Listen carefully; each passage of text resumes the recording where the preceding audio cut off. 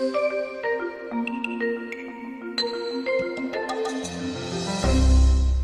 really appreciate you being here for this session today. Yeah, it's a neat opportunity.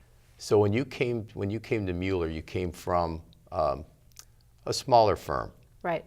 and it was a family owned firm. Mm-hmm. So when you did come to Mueller, I guess what was the number one reason why you thought about coming to a larger firm? Okay. One of the things I thought that I was really looking forward to in the larger firm was the collaboration, both with the other partners, having opportunities to go to larger conferences, even the clients themselves. So I think it was the exposure to everything else that's out there. In a smaller firm, and actually I see this sometimes with our clients, is you know your product, you know your line, you know your customers, but getting to exchange ideas from outside of that room can be difficult. So that was something that I could see that opportunity when I looked around the room to say, you know, I could be working with people that have expertise and experience that I would, never had exposure to. Well, that's interesting, because when we first were talking to bring your firm in with ours, the number one thing I saw was the niche and the specialty that you had and you brought in your firm. Even though it was smaller than ours, mm-hmm. they had a specialty of nonprofits. Right. So I'd like you to talk a little bit about that, because that's kind of a passion of yours, and right. Maybe you could talk about that specialty that you brought to the table and how you're using that today at our firm. Yes. So at a smaller firm, it has to be pretty general. So did all kinds of work, but we ended up finding kind of a niche will sometimes naturally develop.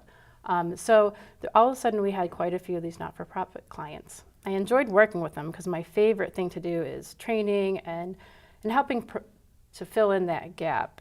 Many of them aren't exposed to the resources that some of the larger companies have. So I kind of enjoyed that role. When we started talking with Mueller and realized that you guys had a plan for being very intentional about increasing the depth and the intensity in that community, not having it be something that's done after tax season, but be really a core part of the strategic plan. Mm-hmm. That sounded like a great fit. And what it allowed me to do was to focus entirely on that industry niche. So I could deepen not only my network, but my knowledge and start to work with other people. So it's a great thing for me and the firm. Well, it's interesting because as you came in with us, mm-hmm. you started in the audit department, isn't that right. correct? Yes. And so now kind of take us through kind of your path so far when you've come, as you came into Mueller as audit and where you are today. Okay.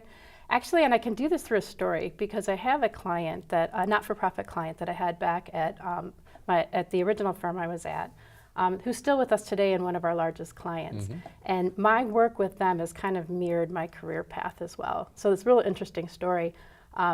They were my first not-for-profit client and the first audit that I led. Mm. I was assigned to this job because I knew Excel, and that was my sole criteria there. They were. Oh, Beth, yes. I just want you to know that Excel back in the olden days used to be Lotus 1, 2, 3. And you know what? I'm exaggerating because it was Lotus 1, 2, 3. Okay. Actually, yes. I knew Lotus inside and out. And this is a national organization. They had chapters across the country. Many of those chapters were run by volunteers, and so the task at hand was to combine and consolidate all that information. Lotus 1, 2, 3, Excel, that's where I'm at, no problem. And then, so I did that job, enjoyed it, got to know them pretty well. Immediately after, we lost our audit manager, so I stepped into that role. I learned pretty quickly that there's a lot more to the not-for-profit industry than what I was aware of in the traditional work I had worked in the commercial stuff. Mm-hmm. And the audit committee was very patient. They sat down with me and we talked about what was important to them, kind of the key areas, the functional allocations. And I all of a sudden saw so much what it looks like from the other side. And so that was a great, kind of a growing up and learning experience. So continued with them in the audit role. They change and they grow. We merge into Mueller. Once again, they're continuing, and they've had switch over in management teams.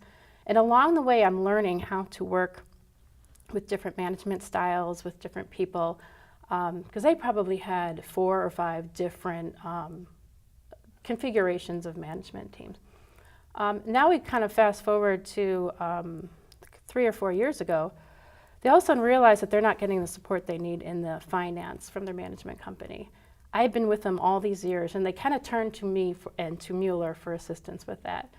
So we morphed that role. We stopped being the auditor and actually became their finance department. And so I've kind of been with this organization from the beginning. Met a board meeting last year, sitting around the table, and they're introducing ourselves. And I had been with this organization almost 20 years. And one of the ladies, the audit committee chair, is at the table too, and she's like, "Yeah, we raised her. She grew up with us here."